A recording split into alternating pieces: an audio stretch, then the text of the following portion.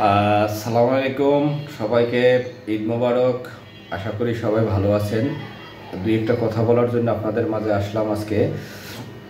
আমি চেষ্টা করব প্রতিদিনই আসার জন্য, তারপরও আজকে বেশ কিছু কথা বলার জন্য আসলাম।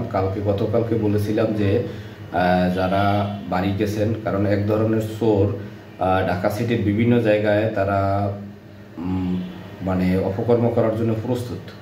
সো পরিবারের সবাই মানে শহর ছাড়বেন না, কারণ সবারই ঘরেই মূল্যবান জিনিসপত্র আছে।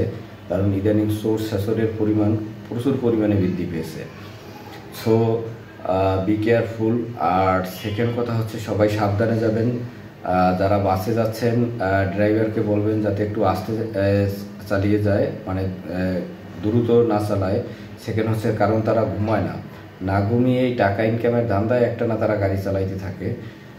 বিকজ মানে ঈদের ইনকামটা যাতে বাড়তি থাকে, কিন্তু তারা না ঘুমানোর কারণে দেখা যায় গাড়ি চালাতে গিয়ে হঠাৎ করে চোখ লেগে আসে। এই কারণে অ্যাক্সিডেন্টগুলো কিন্তু বেশি হচ্ছে। সেকেন্ডলি হচ্ছে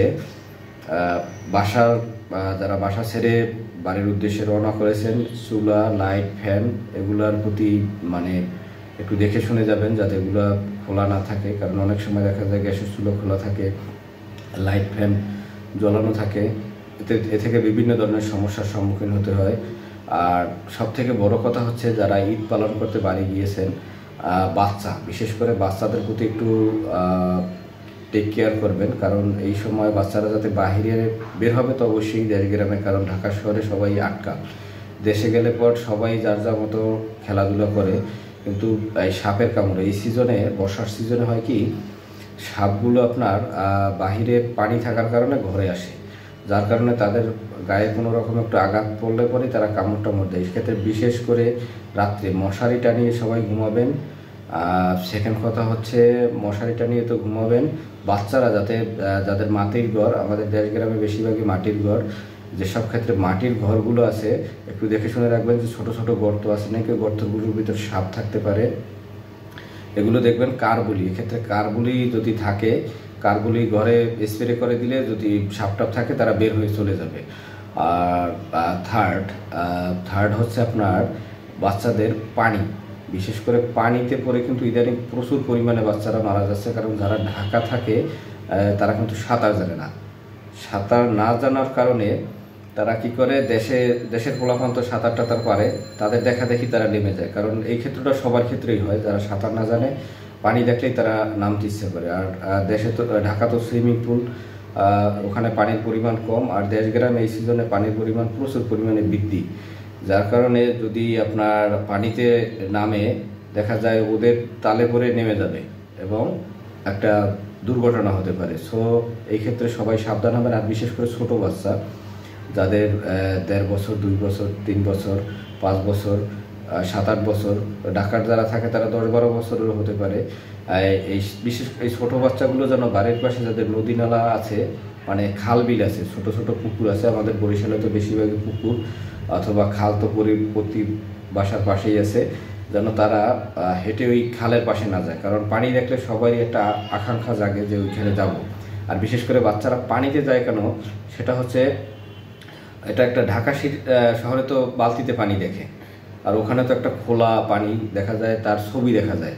ছবি যখন পানির সামনে দাঁড়ায়, যখন ছবি দেখা যায় তখন সে তাকে ধরতে যাওয়ার কারণেই সে পানির ভিতর পড়ে যায় এবং একটা দুর্ঘটনার সৃষ্টি হয়।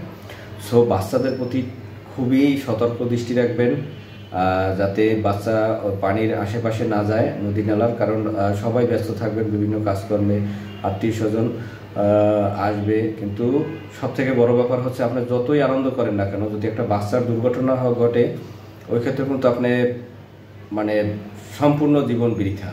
মানে যার যায় সেই বুঝে যে কতটা কষ্টের বিষয়। সো এইটা খেয়াল রাখবেন। আর গরু, বিশেষ করে এই যে বাচ্চারা, অনেক সময় দেখা যায় বাচ্চারা আনন্দের বশবর্তী হয়ে গরুর সামনে যায়। গরুর সামনে যাওয়ার কারণে যেসব গরুর শিং মানে খুব ধারালো, দেখা যায় একটা বড় দুর্ঘটনা করতে পারে। আর ইদানিং গরু লাথি মারে। আমরা যখন ছোটোবেলা ছিলাম কিন্তু এত পরিমাণ লাথি দেখতাম না, দেখা যায় গুগল তো মারতো, কিন্তু ইদানিং গরুতে প্রচুর পরিমাণে লাথি মানে অ্যাডভান্স হয়ে গেছে।